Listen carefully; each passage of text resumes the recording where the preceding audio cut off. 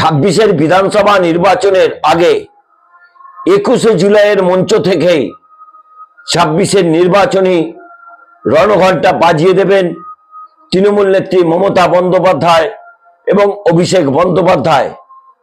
আগস্টের প্রথম সপ্তাহ থেকেই তৃণমূল কংগ্রেসের পক্ষ থেকে যেটুকু সূত্র মারফত জানা যাচ্ছে, অভিষেক বন্দ্যোপাধ্যায় জনজোয়ারের স্টাইলে আবারও গোটা রাজ্য জুড়ে প্রদক্ষিণ করবেন। এছাড়াও তৃণমূল নেত্রী মমতা বন্দ্যোপাধ্যায় প্রতিটি সপ্তাহে 2টি করে রাজনৈতিক কর্মসূচি নিতে চলেছেন। অর্থাৎ 26-এর বিধানসভা নির্বাচন তৃণমূল কংগ্রেসের কাছে রাজনৈতিকভাবে অত্যন্ত গুরুত্বপূর্ণ এবং এবারের নির্বাচন তৃণমূল কংগ্রেস অত্যধিক গুরুত্ব দিচ্ছেন এই কারণ গত নির্বাচনগুলোতে ভারতীয় জনতা পার্টির প্রথম সারির নেতারা, বিশেষ করে প্রধানমন্ত্রী নরেন্দ্র মোদী এবং স্বরাষ্ট্রমন্ত্রী অমিত শাহ এবং রাজ্যের বিভিন্ন জায়গাতে যেমন ভারতীয় জনতা পার্টির নেতৃত্ব রয়েছেন, তারাও যেমন প্রচার করছেন, তেমনি কিন্তু এই প্রথম সারির বিজেপি নেতৃত্ব উপস্থিত থাকবে। এছাড়াও গোটা ভারতবর্ষের ভারতীয় জনতা পার্টির প্রথম সারির সকল নেতৃত্ব এবং অন্য রাজ্যের যেসব মুখ্যমন্ত্রীরা রয়েছেন তারাও কিন্তু পশ্চিমবঙ্গে প্রচারে আসতে চলেছেন।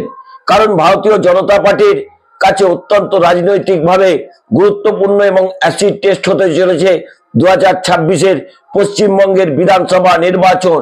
কারণ শ্যামাপ্রসাদ মুখোপাধ্যায়ের যে ভারতীয় জনতা পার্টি তৈরি করেছিলেন, সেই রাজ্যেই ভারতীয় জনতা পার্টি যেভাবে গোষ্ঠীদ্বন্দ্বে জর্জরিত হয়ে রয়েছে এবং যেভাবে তাদের ক্ষয়িষ্ণু অবস্থা রয়েছে, তাকে ঢাকার জন্য বিজেপির কেন্দ্রীয় নেতৃত্ব এ রাজ্যে প্রচার করতে আসবেন।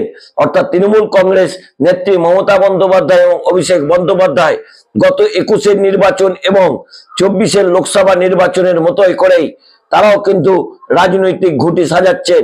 অন্যদিকে ভারতীয় জনতা পার্টির একঝাঁক নেতৃত্ব এ রাজ্যের বিশেষ করে বেশ কয়েকজন বিধায়ক রয়েছেন, একজন সাংসদ রয়েছেন, তারাও কিন্তু তৃণমূল কংগ্রেসে যোগদান করতে চলেছেন অতি দ্রুত। 21শে জুলাইয়ের মঞ্চ থেকে মমতা বন্দ্যোপাধ্যায় সেই শহীদ মঞ্চকে রাজনৈতিকভাবে 26-এর বিধানসভা নির্বাচনের প্রচার কৌশল হিসেবেই দেখতে চাইছেন। নমস্কার, আমি দেবজ্যোতি। আমার এই ছোট্ট পর্বটি ভালো লাগলে চ্যানেলটি সাবস্ক্রাইব করে বেল আইকনটি ক্লিক করে আমার পাশে থাকবেন।